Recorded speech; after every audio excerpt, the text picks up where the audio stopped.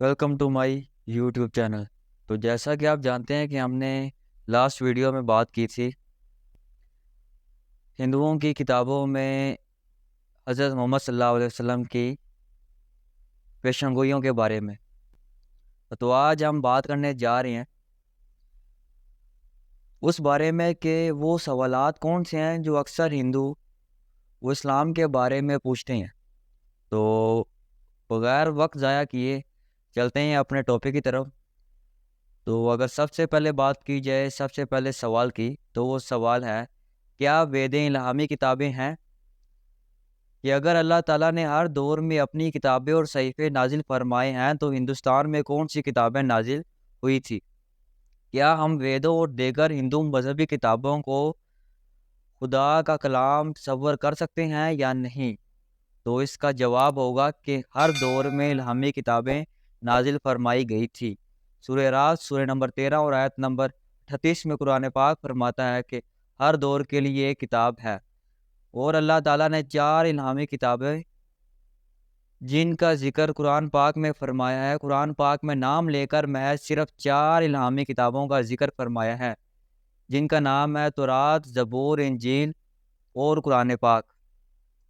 تورات وہ الہامی کتاب ہے جو حضرت موسیٰ علیہ السلام پر نازل فرمائی گئی تھی۔ زبور وہ الہامی کتاب ہے جو حضرت داؤد پر نازل فرمائی گئی، اور انجیل وہ الہامی کتاب ہے جو حضرت عیسیٰ علیہ السلام پر نازل فرمائی گئی، جبکہ قرآن پاک آخری الہامی کتاب ہے جو آخری نبی حضرت محمد صلی اللہ علیہ وسلم پر نازل فرمائی گئی تھی۔ تمام سابقہ الہامی کتابیں اپنے اپنے دور کے لوگوں کے لیے مخصوص تھیں۔ قرآن پاک سے پہلے نازل ہونے والی تمام تر الہامی کتابیں اپنے اپنے دور کے لیے لوگوں کے لیے تھیں اور ایک مخصوص دورانیے تک فائدہ مند تھیں، جبکہ قرآن پاک تمام تر انسانیت کے لیے نازل فرمایا گیا ہے۔ کیونکہ قرآن پاک آخری الہامی کتاب ہے، لہذا یہ محض مسلمانوں کے لیے نازل نہیں فرمائی گئی یا محض صرف عربوں کے لیے نازل نہیں فرمائی گئی، بلکہ یہ تمام انسانیت کے لیے نازل فرمائی گئی۔ سورہ ابراہیم سورہ نمبر 14 اور آیت نمبر 1 درج بالا صورت کے آیت نمبر 1 میں قرآن پاک فرماتا ہے کہ الف لام را، یہ کتاب ہے جو ہم نے تمہاری طرف اتاری کہ تم لوگوں کو اندھیرے سے اجالے میں لاؤ۔ اور اسی قسم کا پیغام سورہ ابراہیم سورہ نمبر 14 اور آیت نمبر 52 میں بھی ہے کہ یہ لوگوں کو حکم پہنچانا ہے، اور اس لیے کہ وہ اس سے ڈرائے جائیں، اور وہ اس لیے کہ وہ جان لے کہ وہ ایک ہی معبود ہے، اور اس لیے کہ عقل والے نصیحت مانیں۔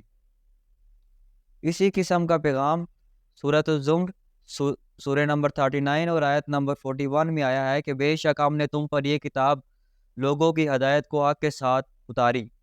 ہندوستان کے لیے کون سی کتابیں نازل ہوئی تھی؟ سوال یہ پیدا ہوتا ہے کہ ہندوستان میں کون سی الہامی کتابیں نازل ہوئی، اور کیا ہم ویدوں اور دیگر ہندو مذہب کی کتابوں کو الہامی کتابیں تصور کر سکتے ہیں یا نہیں؟ کیونکہ قرآن پاک اور صحیح حدیث میں ویدوں اور دیگر ہندو مذہبی کتابوں کے نام نہیں پائے جاتے، لہذا کوئی بھی شخص یہ یقین کے ساتھ نہیں کہہ سکتا کہ یہ الہامی کتابیں تھیں یا ہیں۔ یہ الہامی کتابیں ہو سکتی ہیں اور نہیں بھی ہو سکتی، اس بارے میں یقین کے ساتھ کچھ نہیں کہا جا سکتا۔ اگر یہ تصور بھی کر لیا جائے کہ وید کلام الہی تھا، تب بھی آج آپ کو قرآن پاک کی پیروی کرنا ہوگی لازمی۔ اور اگر یہ تصور بھی کر لیا جائے کہ ویدیں اور دیگر مذہبی کتابیں خدا کا ہی کلام ہے، لیکن وہ اس دور کے لوگوں کے لیے کرامت تھی جس دور کے لیے لوگوں کے لیے یہ نازل ہوئی تھی، اور یہ مخصوص لوگوں اور مخصوص دور کے لیے نازل ہوئی تھی۔ اور آج کل تمام تر دنیا کے لوگوں بشمول ہندوستان کو محض خدا کے آخری اور حتمی کلام کی پیروی کرنا ہوگی، یعنی قرآن پاک کی پیروی کرنا ہوگی، چونکہ سابقہ الہامی کتابوں کو دوام حاصل نہ تھا، لہذا خدا تعالیٰ نے ان کی حفاظت کی ذمہ داری نہیں لی تھی۔ آج کل کسی بھی بڑے مذہب کی کوئی بھی الہامی کتاب جس کے بارے میں یہ دعویٰ کیا جا سکتا ہے کہ وہ خدا کا کلام تھی اور وہ اپنی اصل حالت میں موجود نہیں ہے، اور اس میں من مرضی کی تبدیلیاں سر انجام دی جا چکی ہیں، کیونکہ ان کی حفاظت کا ذمہ وہ اللہ تعالیٰ نے نہیں لیا تھا، چونکہ قرآن پاک قیامت تک کے لیے ہدایت کا سر چشمہ ہے، لہٰذا اس کی حفاظت کا ذمہ دار وہ اللہ تعالیٰ خود ہے۔ قرآن پاک میں اللہ تعالیٰ فرماتا ہے سورہ نمبر 15 اور آیت نمبر 9 میں، بے شک ہم نے اتارا ہے یہ قرآن اور بے شک ہم خود اس کی حفاظت کرنے والے ہیں۔ کیا رام اور کرشنا بھی پیغمبر ہیں؟ یہ بھی ایک سوال اٹھایا جاتا ہے۔ سوال یہ ہوگا کہ اسلام کے مطابق پیغمبر یا نبی دنیا کی ہر ایک قوم میں مبعوث فرمائے گئے تھے، لہٰذا ہندوستان میں کون سا پیغمبر مبعوث فرمایا گیا تھا؟ کیا ہم رام اور کرشنا کو خدا کے پیغمبر مان سکتے ہیں یا نہیں؟ تو اس کا جواب ہوگا کہ ہر قوم میں پیغمبر مبعوث فرمائے گئے تھے۔ سورہ راز سورہ نمبر 13 اور آیت نمبر 7 میں بھی آیا ہے کہ تم ڈر سنانے والے ہو اور ہر قوم کے ہادی۔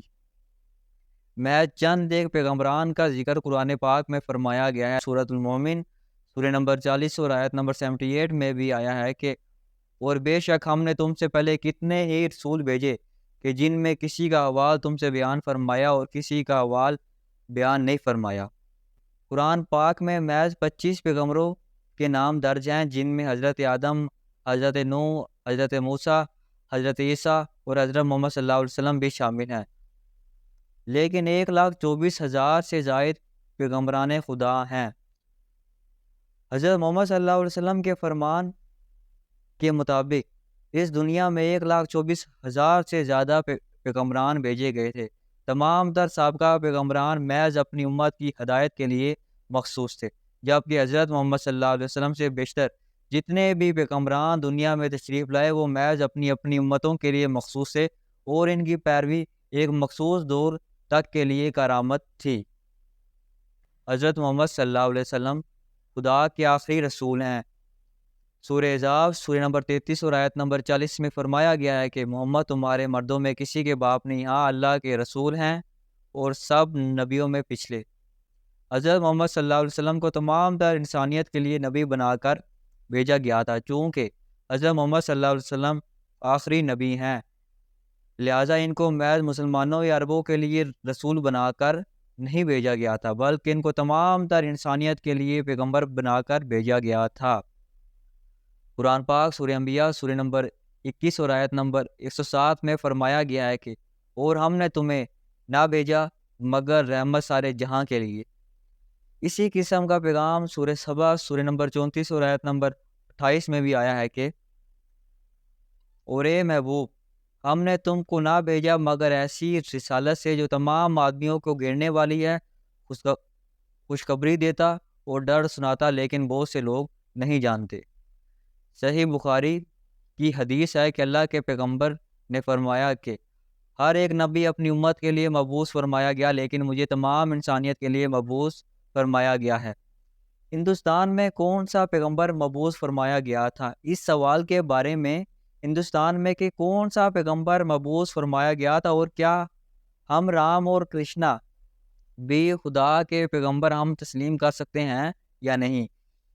یہاں پہ یہ عرض ہے کہ قرآن پاک یا حدیث مبارکہ میں کسی قسم کا کوئی ذکر نہیں فرمایا گیا کہ ہندوستان میں کون سا پیغمبر مبعوث فرمایا گیا تھا، چونکہ رام اور کرشنا کے نام قرآن پاک یا حدیث میں نہیں آتے، لہذا کوئی بھی شخص پورے وثوق کے ساتھ یہ نہیں کہہ سکتا، نہ ہی مان سکتا ہے کہ وہ خدا کے پیغمبر تھے یا نہیں تھے۔ کچھ مسلمان بالخصوص کئی مسلم سیاستدان جو ہندوؤں کو خوش کرنا چاہتے ہیں، وہ کہتے ہیں کہ رام علیہ السلام کہ قرآن پاک اور حدیث مبارکہ میں اس کا کوئی ثبوت نہیں ملتا کہ وہ رب کے پیغمبر تھے۔ تاہم کوئی بھی شخص یہ کہہ سکتا ہے کہ عین ممکن ہے کہ وہ خدا کے پیغمبر ہوں یا شاید نہ ہو، اور اگر رام اور کرشنا پیغمبر تھے تو پھر بھی آج ہمیں نبی ایک ہی پیروی اور اطاعت کرنی ہے۔ اور اگر یہ تسلیم بھی کر لیا جاتا ہے کہ رام اور کرشنا خدا کے پیغمبر تھے، تب بھی یہ بات ذہن میں رکھنی چاہیے کہ وہ اپنے دور کے لوگوں کے لیے مبعوث ہوئے تھے اور وہ ایک مخصوص دورانیے تک کے لیے پیغمبر تھے، اور آج تمام تر دنیا میں آباد تمام تر انسانیت کو بشمول ہندوستان نبی آخر الزماں پیغمبر اسلام حضرت محمد صلی اللہ علیہ وسلم کی پیروی ہی کرنی چاہیے۔ اچھا، ایک اور سوال کہ ہندوازم میں تار اور پیغام بر ہندوستان میں پیغمبران نے خدا کا کوئی نظریہ، کوئی کنسیپٹ، کوئی تصور نہیں پایا جاتا، لیکن ان میں اوتار کا تصور، کنسیپٹ پایا جاتا ہے۔ اوتار کا کنسیپٹ ضرور پایا جاتا ہے۔ اوتار سنسکرت کی اصطلاح ہے۔ اوتار کا مطلب ہے نیچے آنا یا نیچے نزول ہونا۔ آکسفورڈ ڈکشنری میں ہندوازم کے حوالے سے اوتار کے جو معنی بیان کیے گئے ہیں انہیں سادہ اور آسان الفاظ میں کچھ یوں بیان کیا جا سکتا ہے کہ اوتار کا مطلب یہ ہے کہ خدا تعالیٰ جسمانی حالت میں زمین پر نزول فرماتا ہے، نعوذ باللہ۔ ہندوازم میں یہ اعتقاد پایا جاتا ہے کہ خدا تعالیٰ زمین پر نزول فرماتا ہے کسی جسمانی حالت میں مذہب کو بچانے کی خاطر، یا نمونہ پیش کرنے، یا انسانیت کے لیے قوانین عطا کرنے کی خاطر۔ ویدوں میں کسی بھی جگہ اوتاروں کا کوئی ذکر نہیں ہے۔ ہندوؤں کی مقبول ترین اور ہندوازم میں زیادہ پڑھی جانے والی بھگوت گیتا ہے، جس کی سورہ نمبر 4 اور آیت نمبر 7 اور 8 میں درج ہے کہ جب بھی اور جہاں کہیں بھی مذہب پر عمل درآمد زوال پذیری کا شکار ہوتا ہے، اس وقت میں بذات خود نزول فرماتا ہوں۔ بعد کرداروں کو نیست و نابود کرنے اور مذہب کی قوانین دوبارہ بحال کرنے کے لیے میں بذات خود نمودار ہوتا ہوں، ہزاروں برس بعد۔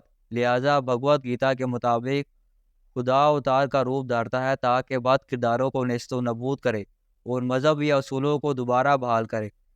پرانا کے مطابق کئی سو اوتار ہیں، لیکن وشنو 10 اوتار رکھتا ہے۔